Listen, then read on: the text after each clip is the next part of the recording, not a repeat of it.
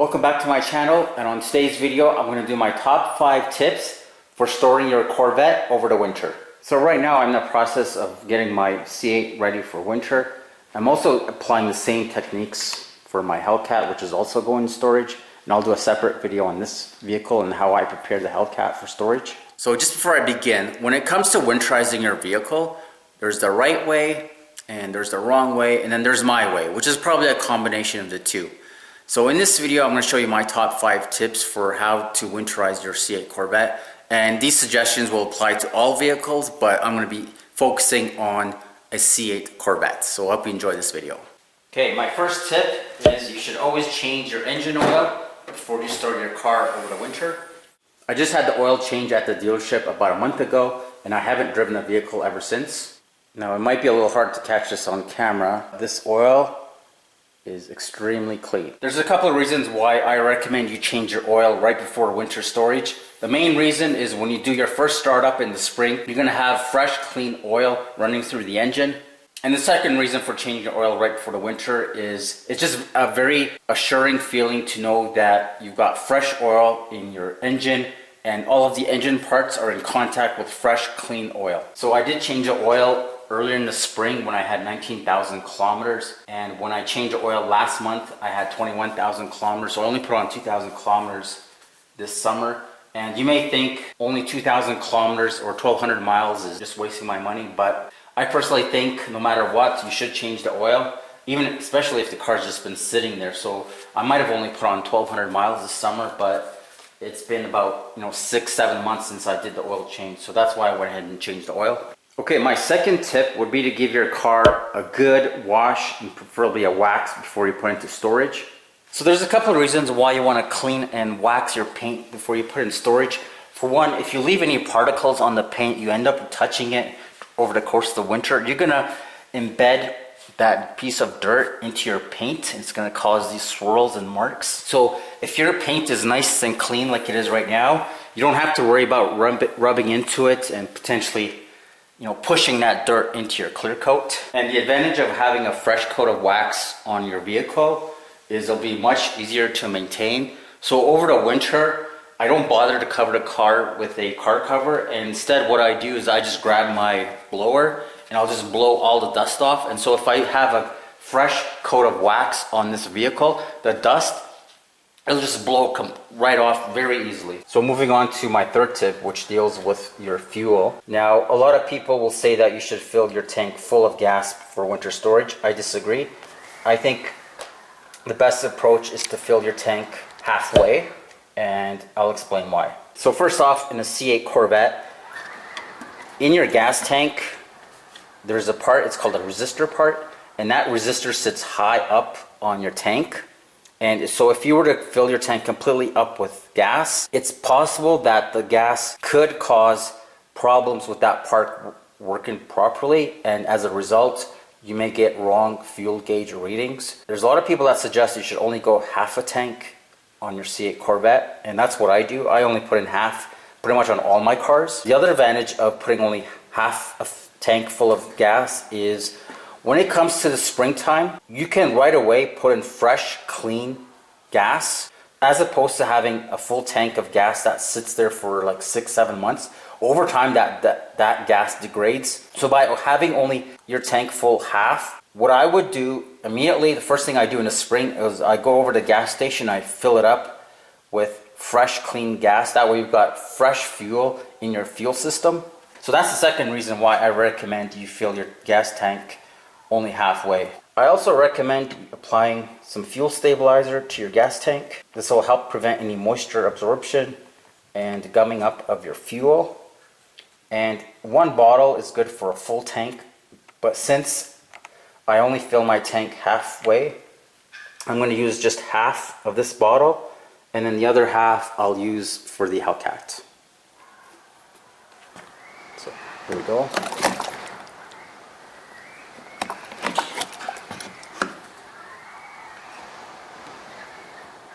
I can tell, oh, maybe just a little bit more.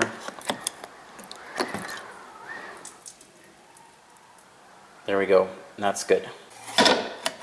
So some people say you should run the car for a few minutes after you've added the fuel stabilizer, but I don't think there's a need. Just add it to your gas tank. If you don't need to start your car, don't start it, because that's where you create wear and tear in your engine is every time you start it up. So I don't think there's any point in really starting up the car just to get that fuel stabilizer running through. Just pour it in and leave it, and that's it. So tip number 4 deals with the air pressure in your tires. My tip is to go 5 psi above the recommended level for your vehicle. And if you're not sure what PSI to run for your tires, you can easily check on the driver's side door jamb right here. So for the front, it's recommended 30 PSI, and for the rear, 30 PSI as well. Okay, so we just saw that 30 PSI is recommended for the C8. So what I will do is inflate these tires to 35 PSI all the way around. And I like to use a tool like this where you can program your PSI setting and it'll just automatically fill to that level, and once it reaches that PSI it will automatically shut off. So right now I've got 29.5, which is where it's supposed to be. I'm going to go ahead and set this to 35 PSI, and I'll do this for all 4 wheels. So I'm not sure if the camera's picking that up, but that's at 35 PSI. So I'll go and do this for all 4 wheels. I just finished filling all 4 tires to 35 PSI. Now some of you may be wondering why I don't lift the vehicle up and put it on stands.